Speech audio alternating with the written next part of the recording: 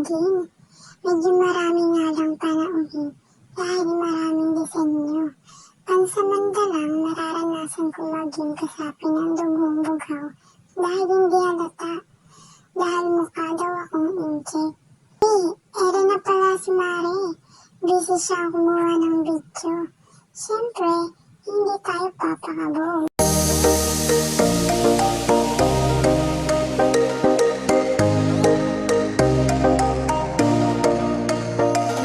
Marami nga ang disenyong pamimilian.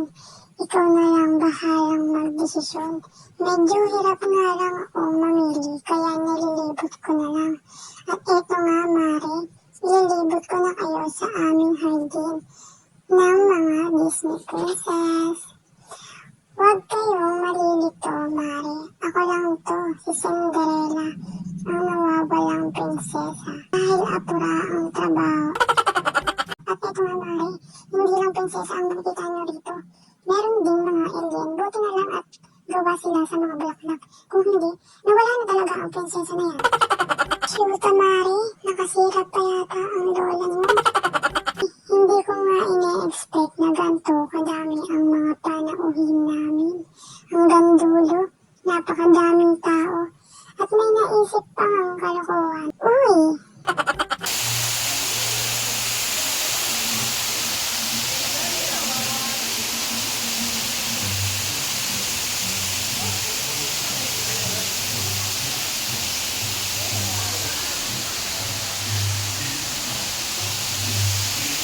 At eto nga, nandito na tayo sa kulungan ng mga prinsipe, ng mga Disney princess.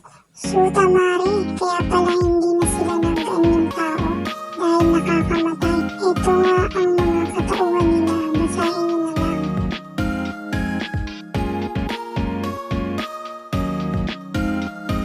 Ito nga lang pala ang nagpakita, nahihiya siguro yung iba.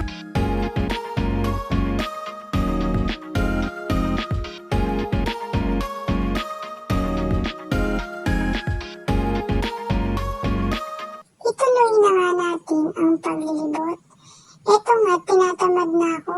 Hindi na kasi makakuha ng magandang anggulo dahil magugulo ang mga bisita. Nagkakalat sila sa gedli-gedli. Tanging magagawa ko na lang ay humawak ng dahon.